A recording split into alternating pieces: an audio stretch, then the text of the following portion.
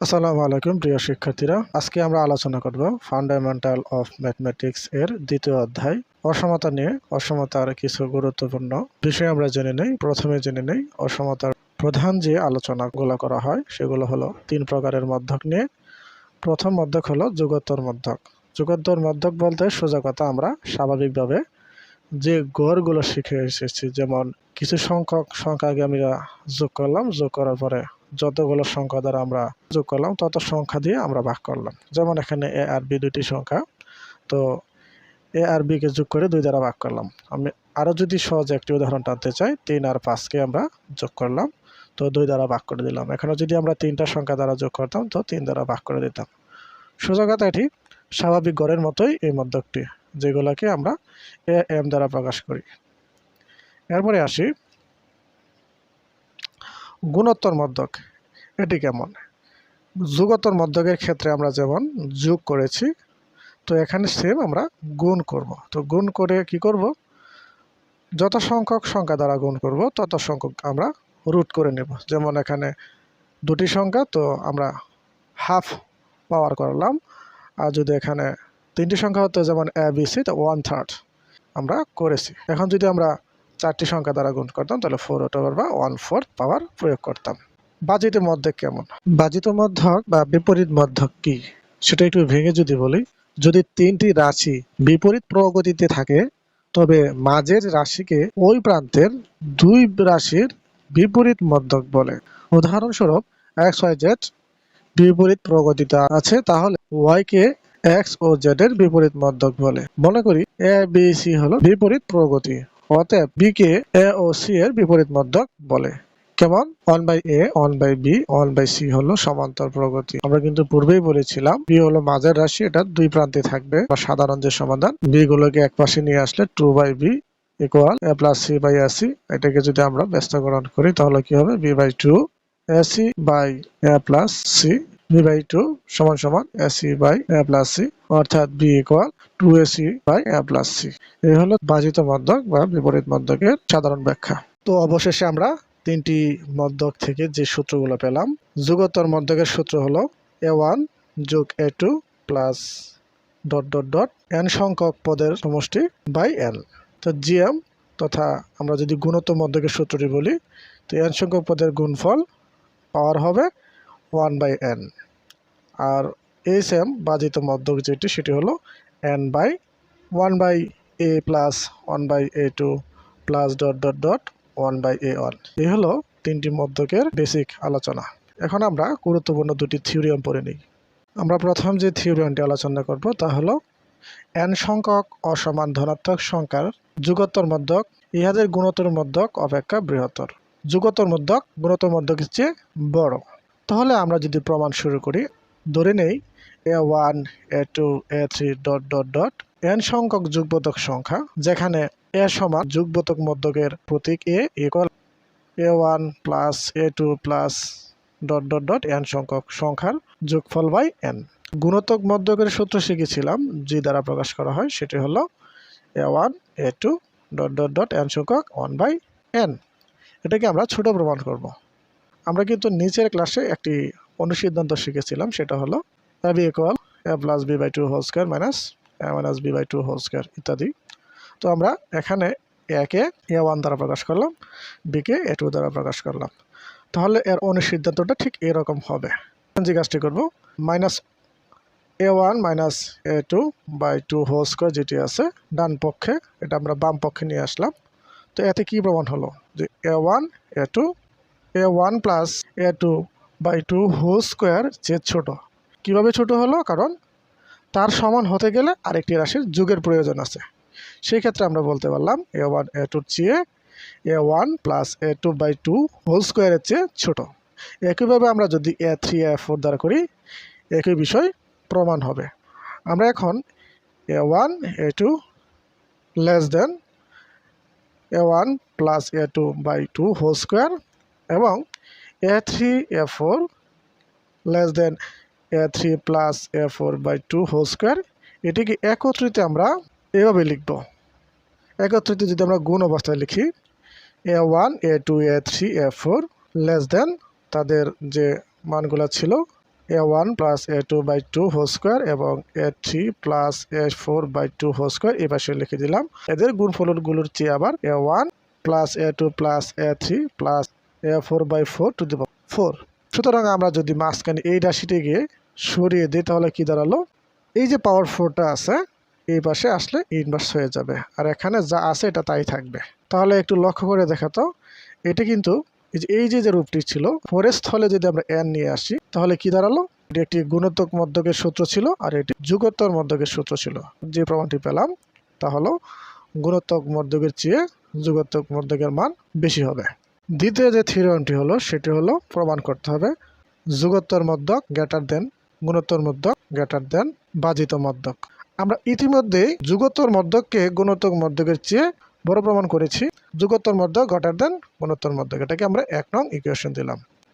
1 নং এ যত জায়গায় আমরা a1 a2 a3 dot dot dot n সংখ্যক রাশি নিয়েছিলাম সেটির পরিবর্তে ইনভার্স তথা 1/a1 n/a2 1/a1 বসিয়ে দেই।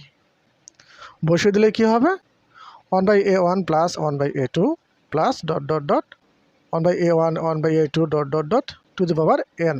এখানে যেভাবে ছিল এভাবেই রাখলাম।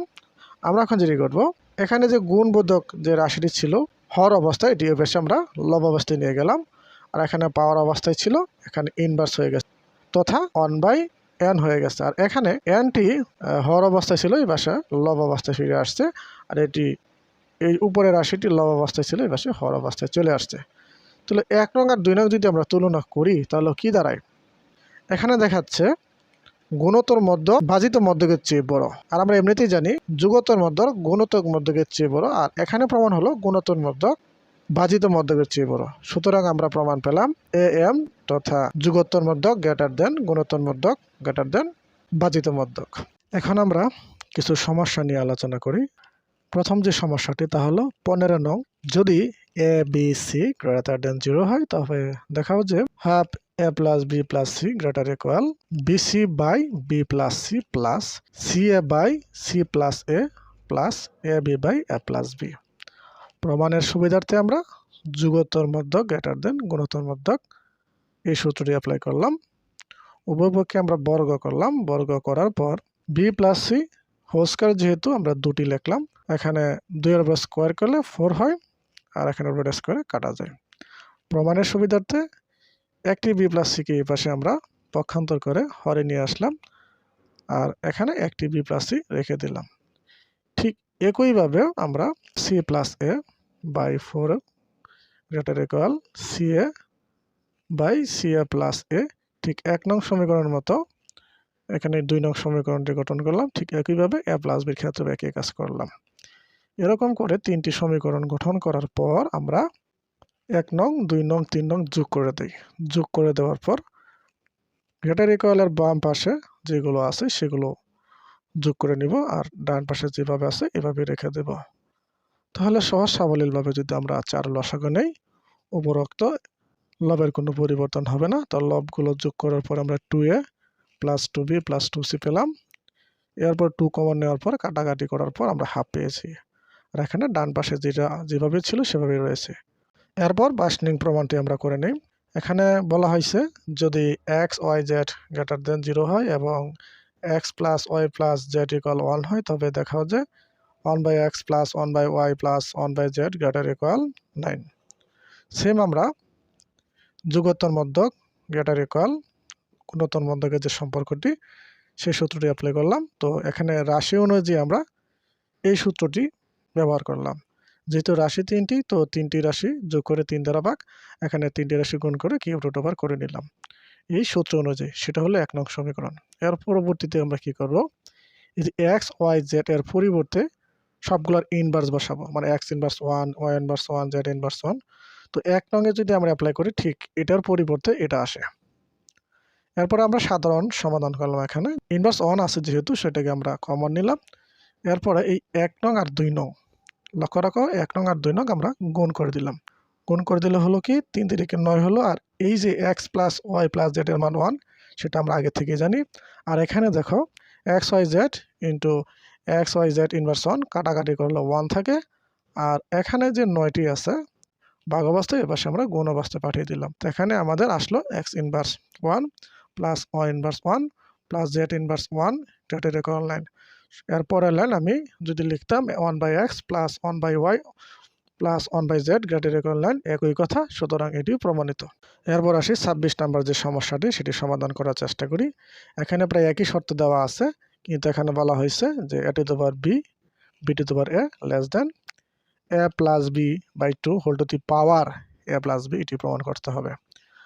আমরা প্রমাণের সুবিধার্থে আমরা যে সংখ্যাগুলো নিয়েছি, যে রাশিগুলোকে a যোগ অসংখ্য এ নিলাম, সেটা হলো b সংখ্যক এ। এখানে একইভাবে প্লাস b যোগ b, আমরা a সংখ্যক b নিলাম। আর এখানে b প্লাস a, এখানে তো সংখ্যা থাকার কথা, এখানে b হলো b সংখ্যক সংখ্যার ধ্রুবক, আর এখানে a হলো a সংখ্যক সংখ্যার ধ্রুবক। তো সেটিকে যদি আমরা a সংখ্যক b লিখি, তখন আসবে এখানে ab, এখানে b সংখ্যক a লিখলে এখানে আসবে ba, আর মাঝখানে প্লাস ছিল, আমরা প্লাস দিয়ে দিলাম। আর এখানে b প্লাস a লেখা যে কথা, এখানে a প্লাস b লেখা একই কথা। আর সূত্র অনুযায়ী এখানে 1/n হওয়ার কথা, n এর পরিবর্তে আমরা a প্লাস b লিখলাম। এরপর লক্ষ্য রাখো, এই a প্লাস b এখানে ইনভার্স অবস্থায় আছে, এ পাশে নিয়ে আসলে অবশ্যই সে পাওয়ার হয়ে যাবে, মানে a প্লাস b হবে। আর এখানে হিসাব করলে 2ab by a plus b হবে। আর এখানে যেভাবে আছে a to the power b b to the power a, এটি 1 নং সমীকরণ। প্রমাণের সুবিধার্থে আমরা যুগোত্তর মধ্যক গ্রেটার দেন গুণোত্তর মধ্যক এই সূত্রটি অ্যাপ্লাই করলাম। এরপর আমরা উভয়পক্ষে বর্গ করলাম। বর্গ করার পর হলো কি, এখানে a প্লাস b দুটি হলো, আর এখানে দুটি 2 হলো। আমরা প্রমাণের সুবিধার্থে এভাবে ভেঙে লিখছি, আর a b যেভাবে আছে এভাবে রইল। তো এখানে আমরা কি করলাম, দেখো এখানে একটি a প্লাস b পাশে পক্ষান্তর করে ভাগ অবস্থায় রাখলাম, আর একটি 2 এর সাথে a b এর সাথে গুণ করে দিলাম। তাহলে হলো কি, যে a plus b by 2 whole to the power a plus b greater than 2ab by a plus b whole to the power a plus b। এই a প্লাস b কিন্তু ছিল না, পাওয়ার হিসেবে a প্লাস b ছিল না। আমরা প্রমাণের সুবিধার্থে দুই পাশে a প্লাস b পাওয়ার গুণ করে নিলাম। এখন আমরা 1 নং আর 2 নংকে যদি আমরা মেলাতে যাই, তাহলে হলো কি, দেখো এখানে এই যে 2ab by a plus b greater than a to the power a b to the power a to the power b b to the power a। তো এটা এখানে লিখলাম। আর এটার চেয়ে বড় কিন্তু a plus b by 2 whole to the power a plus b, এটা এখানে লিখলাম। এখন যদি আমরা মাঝখান থেকে এই পদটাকে সরিয়ে দিই, তাহলে কিন্তু দেখো এটা এটার চেয়ে বড় হচ্ছে। সুতরাং এটাই হলো আমাদের প্রমাণ। গুরুত্বপূর্ণ আমরা আরেকটি প্রমাণ নিলাম, সেটা হলো দেখাও যে দুটি অসমান যুগবোধক সংখ্যার সমান্তর মধ্যক উহাদের সমানুপাতিক মধ্যক অপেক্ষা বৃহত্তর। সুযোগত আমাদের একটি পুরাতন প্রমাণ আবার নতুন করে করতে হবে, সেটি হলো যুগোত্তর মধ্যককে বড় দেখাতে হবে, গুণোত্তর মধ্যককে ছোট দেখাইতে হবে। আমরা অলরেডি এটা প্রমাণিত পেয়েছি, যেহেতু এটি আবার প্রমাণে আছে, সেটি আবার লিখতে হবে, কারণ প্রমাণে কি ভাষাগত ভিন্ন থাকার কারণে এটি বারবার পড়তে হয়। সোজা কথা, সমান্তর মধ্যক আমরা am কে বুঝি, আর সমানুপাতিক মধ্যক বলতে gm তথা গুণোত্তর মধ্যককে বুঝি। আমরা জানি পুরাতন যে অনুসিদ্ধান্ত, এর অনুসিদ্ধান্ত প্রয়োগ করলাম, প্রয়োগ করার পরে কি হলো, ওই যে মাইনাসের যে অংশটা এ পাশে নিয়ে আসলাম, প্লাস হলো। আগের মতোই প্রমাণ। এখানে আমরা কি বুঝলাম, অবশ্যই ab থেকে a plus b by 2 whole square বড়, কারণ ab তার সমান হতে গেলে a minus b by 2 whole square যোগ করতে হয়েছে। এই কথাটা আমরা আগের প্রমাণে বলছি। এখানে এই লাইন লেখা যে কথা, পরের লাইন একই কথা, মানে ab এর চেয়ে এটা বড়। আগে লিখি আর পরে লিখি, শুধু চিহ্নটা পরিবর্তন করে নিলে হবে। তো প্রমাণের সুবিধাতে আমরা দুই পাশে বর্গমূল করলাম। বর্গমূল করলে হবে কি, রোড স্কোয়ারে কাটা যাবে, আর এখানে রুটটা চলে আসবে। এই হলো প্রমাণ। এটিও খুবই গুরুত্বপূর্ণ একটি প্রমাণ। এই 45 নং সমস্যাটি খুবই গুরুত্বপূর্ণ, একটু মনোযোগ দিয়ে দেখবে। এই যে প্রমাণটি ভালো করে লক্ষ্য রাখো, 3/b plus C plus D plus 3/c plus D plus A plus 3/d plus A plus B plus 3/a plus B plus C greater equal 16/a plus B plus C plus D. অনেক বড় একটি line, problem নাই। প্রমাণের সুবিধার্থে যে কৌশলগুলো ব্যবহার করেছি আমরা, এই যে রাশিগুলো আছে এগুলাকে ইনভার্স করে, মানে উল্টা করে আমরা এ ধরছি। তাহলে ইনভার্সটা কি হবে, টোটাল এই রাশিগুলা ভালো করে লক্ষ্য রাখো। প্রথমটাকে এ, তৃতীয়টাকে বি, তৃতীয়টাকে সি, চতুর্থটাকে ডি ধরেছে। এখানে ধরাটাই মূলত কৌশল। A M greater equal G, এটা আমরা আগেতেই জানি। এখানে যেহেতু 4টা রাশি, এজন্য 4টা পদ ধরে আনছি। এই যে 4টা আছে, এই 4টা এই পাশে গুণ করে দিলাম। তাহলে এই পাশে যদি গুণ করে দেই তাহলে আরেকটি 4 আসলে কেমন? ওই যে ইনভার্স 1 মানে উপরের লবটা নিচে চলে যাবে, নিচের হরটা উপরে চলে যাবে, এই জন্য 4 4 16 হলো। এটা 1 নং সমীকরণ, এটা যেভাবে আছে এভাবে রাখলাম। আমরা কিন্তু আগেই জানি যে এইগুলোর সমষ্টি যখন বের করবো a plus B plus C plus D, ঘুরে ফিরে তোমরা দেখবা এটার মান a plus B plus C plus D আসবে। মানে এই যে এইগুলার তোমরা যদি এই যে a plus B plus C plus D করো, দেখবা অবশ্যই তোমরা এই রেজাল্টটা পাচ্ছ। তো যেহেতু আমরা এগুলা পাবো, তো সরাসরি আমরা মানে ব্যবহার করলাম। আচ্ছা, 1 নংয়ে আমরা এই সবগুলো মান বসাই দেখলাম। 1 নংয়ে যদি আমরা সবগুলো মান বসাই, 1 নংয়ে কি আছে খেয়াল করো। এই যে অংশগুলা a inverse 1, b inverse 1, c inverse 1, d inverse 1, এখানে এই যে রাশিগুলো আমরা লিখছিলাম, এই যে এই রাশিগুলা এখানে আমরা অ্যাপ্লাই করে দিলাম। আর এখানে একটা বিষয় খেয়াল করো, 1 নংয়ে তো অলরেডি আমরা একটা প্রমাণ করেছি 16 by a plus B plus C plus D, এখানে 16 by a plus B plus C plus D, এটার পরিবর্তে আমরা এই যে মানটা বসায় দিলাম। সুতরাং আমরা এটাও প্রমাণ করে ফেললাম। আমরা এখন গুরুত্বপূর্ণ দুটি অসমতার সমাধান করব। 60 নং এ দুটি গুরুত্বপূর্ণ অসমতা রয়েছে, 1 নং ও 3 নং। 1 নংটি প্রথমে দেখো, এখানে সমাধান করতে বলা হয়েছে যে x square minus 5x plus 6 greater than 0, তো এমন দুটি মান নিয়ে আসবে যেগুলো x এর পরিবর্তে বসালে 0 চেয়ে বড় আসে। তো আমরা প্রথমে উৎপাদকের সাহায্যে এই পর্যন্ত আসলাম, x minus 3 x minus 2 greater than 0। অসমতার একটি মজার বিষয় হলো এটি প্রায় দুইভাবে চেক করতে হয়। দুটি মানকে একবার লেস দেন দিয়ে চেক করবে আর একবার গ্রেটার দেন দিয়ে চেক করবে। শেষে দেখো উত্তরটা কি আসে, যে x 2-এর চেয়ে ছোট হতে হবে, 3-এর চেয়ে বড় হতে হবে। এই মানগুলো কিভাবে আসে সেটাই বোঝার বিষয়। একটু লক্ষ্য করো, তুমি যদি এখানে 2 অথবা 3 বসাও, এটার মান 0 হবে।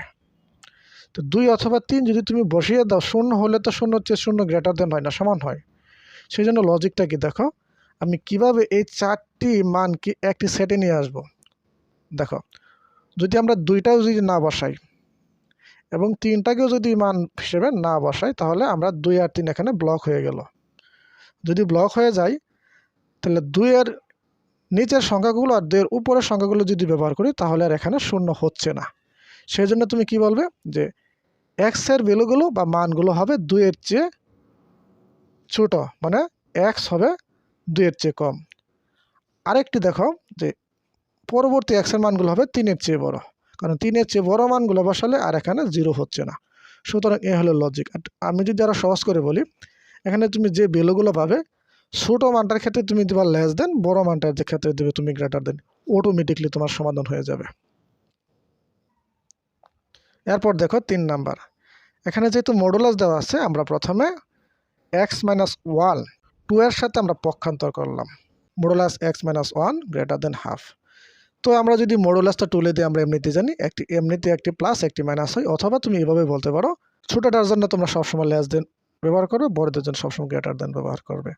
যাই হোক, যদি আমরা মাইনাস হাফটা ছোট ধরে যদি আমরা লেস দেন ব্যবহার করি, তাহলে এখানে x লেস দেন হাফ আসতেছে, আর এখানে x গ্রেটার দেন 3/2 আসতেছে।